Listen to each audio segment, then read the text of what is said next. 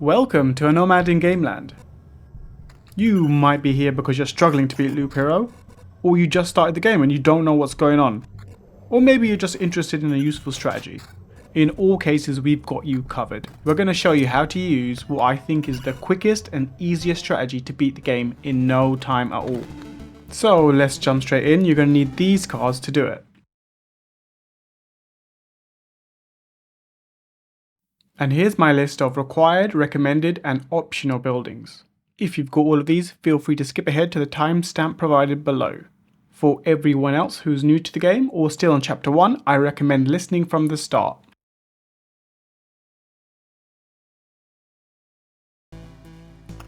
Let's start right at the beginning.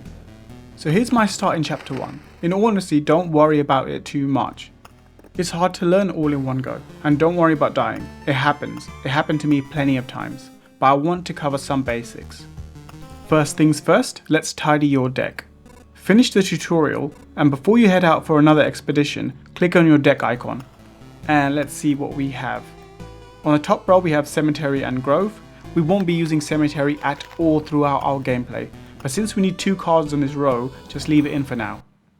On the second row, get rid of Vampire Mansion. Keep Spider Cocoon, Battlefield and the Road Lantern, although this is kind of optional. And if you've unlocked it, get the Blood Grove. If you haven't unlocked it through the Field Kitchen yet, you won't have Blood Grove, but don't worry, you'll be getting it pretty quick. On the third row, leave Rock and Meadow as is, and on the last row, get rid of Beacon and keep Oblivion and Treasury. Okay, let's start a loop. Let's run through items. For the first chapter, you'll be playing as a warrior. That means you'll have some armor, a shield, a ring, and a weapon. Each of these items comes in 4 colors, which you will need to remember. Orange, the best, is better than yellow, which is better than blue, which is better than plain or grey. And as long as you can count, that's all you need to remember at the moment. Orange, yellow, blue, plain. You don't need to read the stats just yet. Now if you get a higher level item than what you currently have equipped, then switch it out.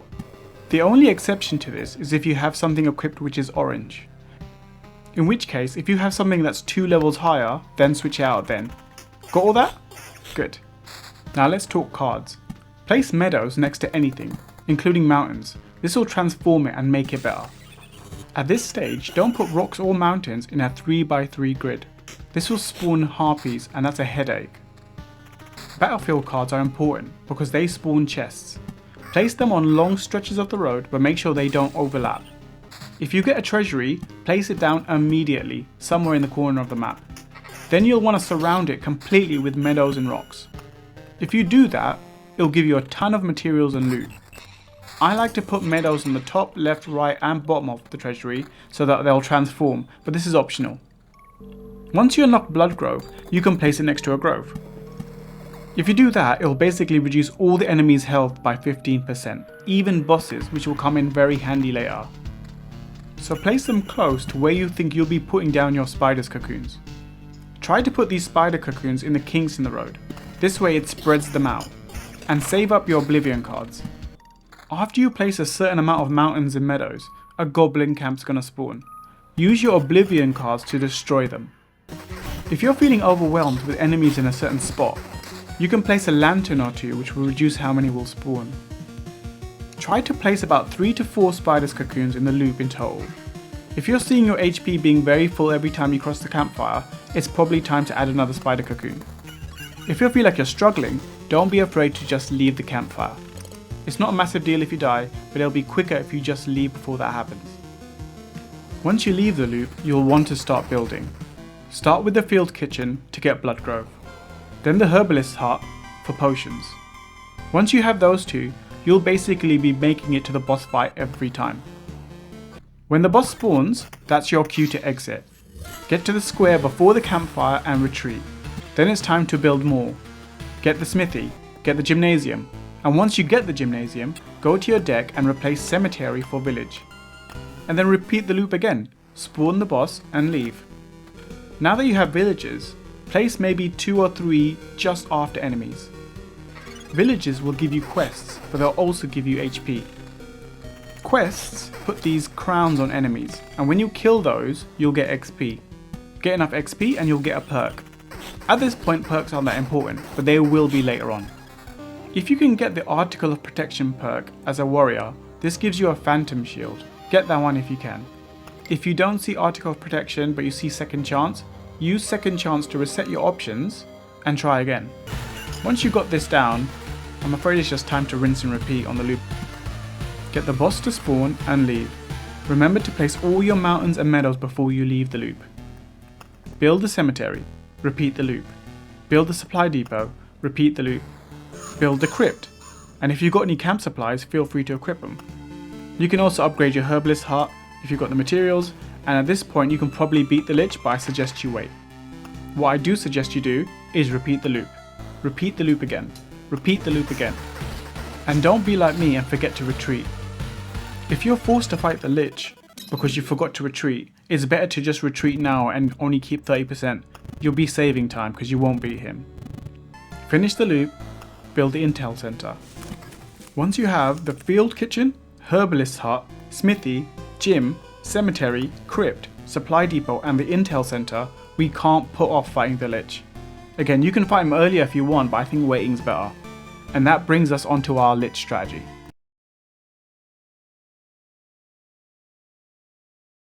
Now obviously, spoiler alert if you haven't finished chapter 1. The first thing you'll want to do is make a grove right next to your campfire, and then have a blood grove attached to it. Then you'll want to do exactly the same thing you've been doing before, building 3 spider cocoons, 3 villages and upgrading your items.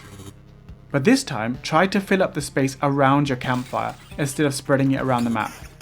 The Lich has a palace which spreads out near the campfire, and if you can block this, he'll be a lot easier to kill. The only difference this time is you have to keep an eye on the boss bar. Once you fill up about 70% of the boss bar, you're going to have to start reading what items you have. And you'll want to lock all the items that boost your evasion. Now I reckon you'll probably need about 25% evasion to beat the Lich, but in my run I had 44%. The higher the better. Now look how I filled up the space around the campfire. Try to do the same. So, high evasion, blood grove at the campfire and block up the space. And it should hopefully be a piece of cake. Once you beat him, we move on to chapter 2.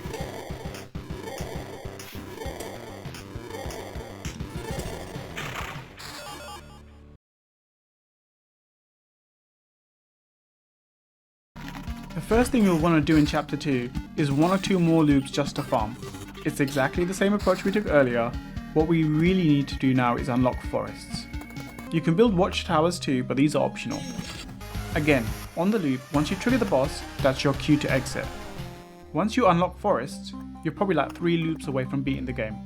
Now let's talk about the final strategy.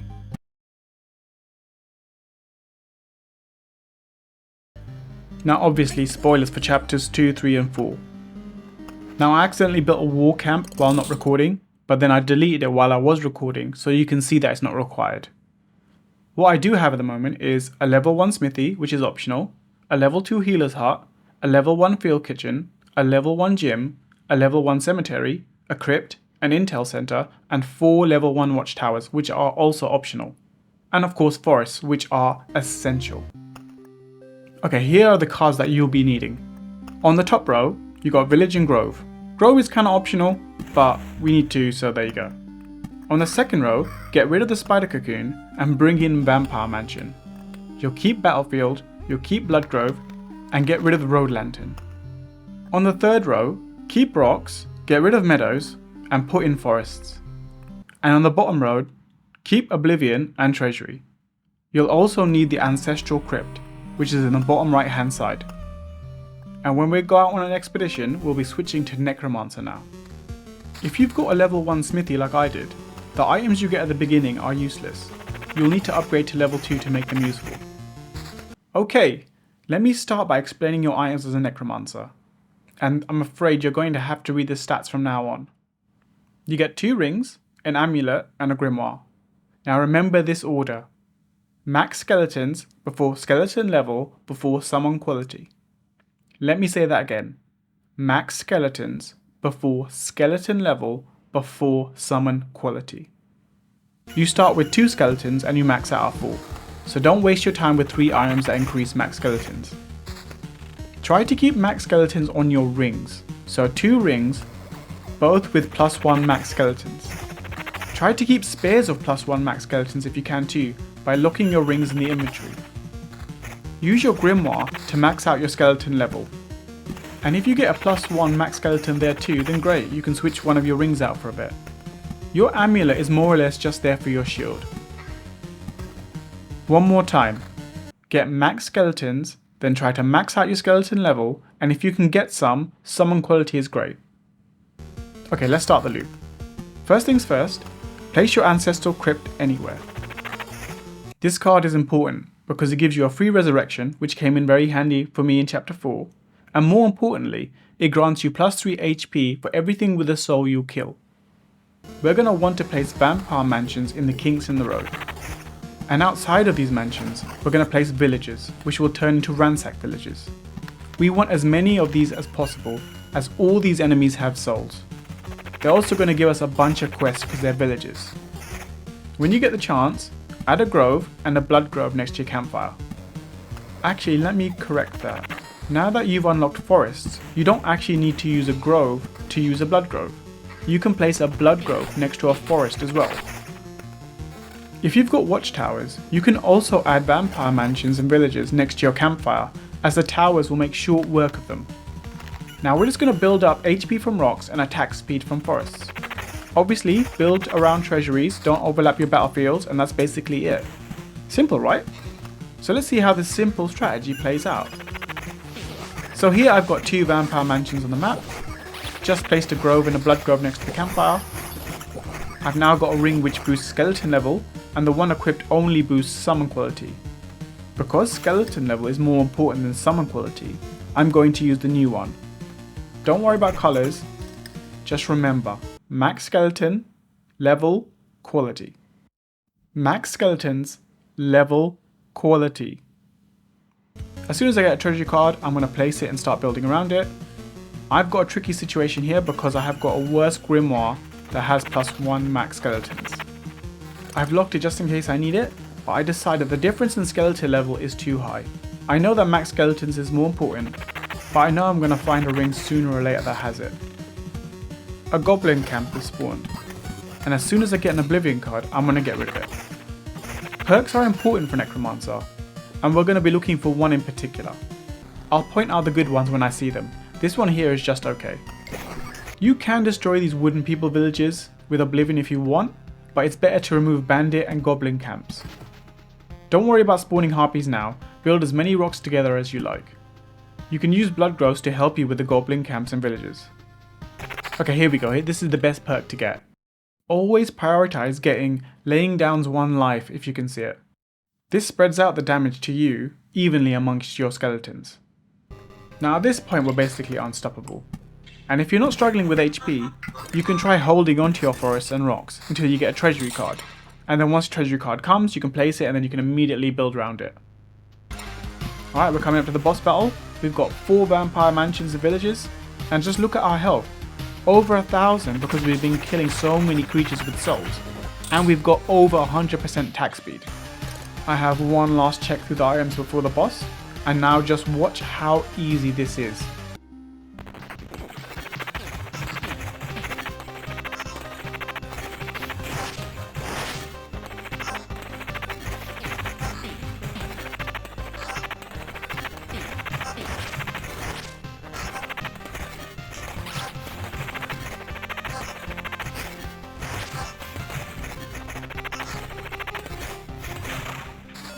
Done.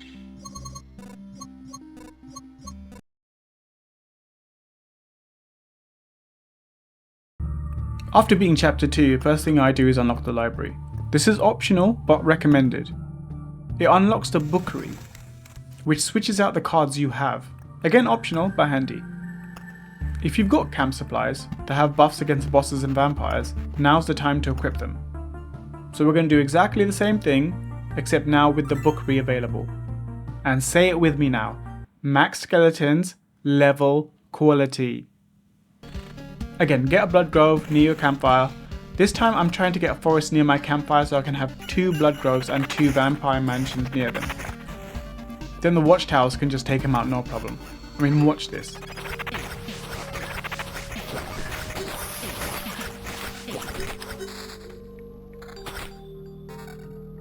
Residual heat is another decent perk.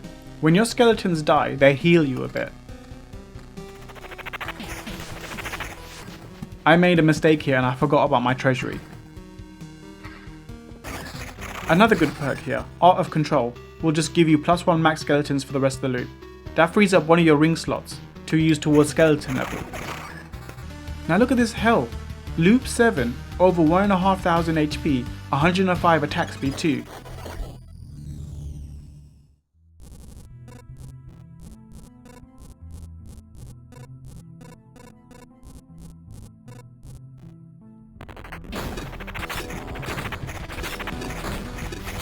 Another boss battle, piece of cake. We're actually healing during it. It's super easy.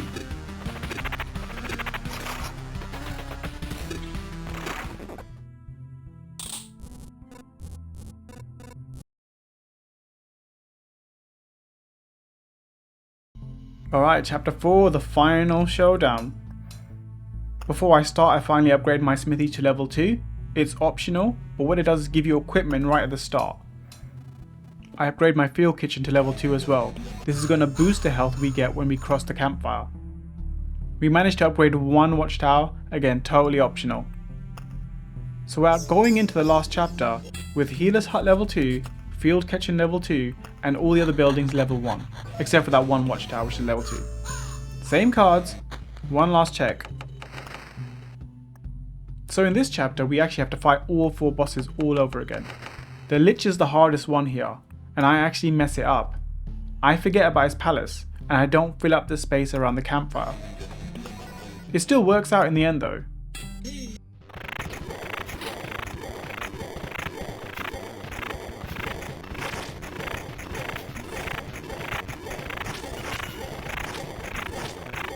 This time the Lich is tough and I get a bit worried.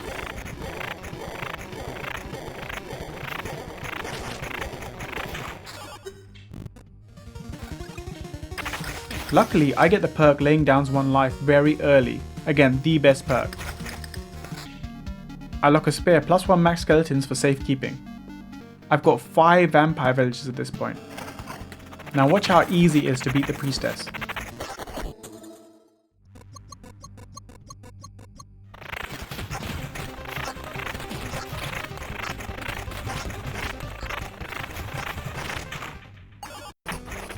Now be careful of bandits because they will steal your items. Ambitions of the Dead, another good perk.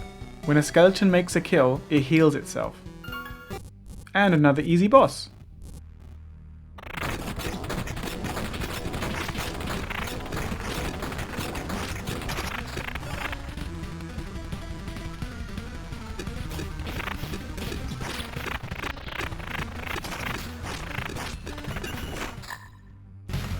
Now coming up to the last boss, I get really unlucky with bandits, and they steal a few of my good items. This means I'm now down to 3 max skeletons, which is a disaster. I tried to hold out with 3 skeletons, but it's getting tough. I'm literally praying for a ring that'll have +1 max skeletons. It doesn't happen and I eventually have to compromise my skeleton level in order to get max skeletons back up to 4. I lose more than a whole skeleton level because of this. This is really bad.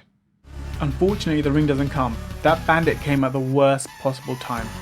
And now I have to fight the boss, and I'm struggling.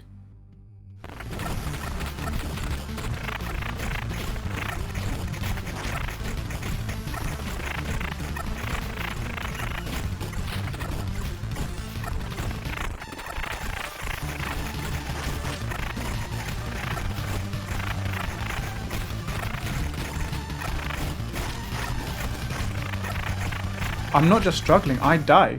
But thanks to the ancestral crypt, I get 1 free resurrection.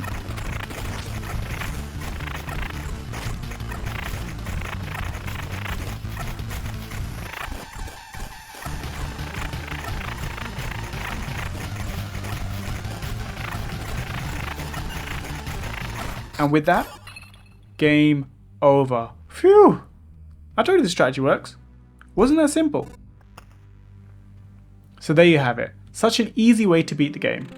Just forests, rocks, ancestral crypt, using vampire mansions with villagers to get souls. I hope this helps you. If you've got any questions or comments, let me know in the comment section below. If you liked the video, please give it a thumbs up. If you didn't, by all means give it a thumbs down. Please consider subscribing to a Nomad in Gameland, and thank you for watching.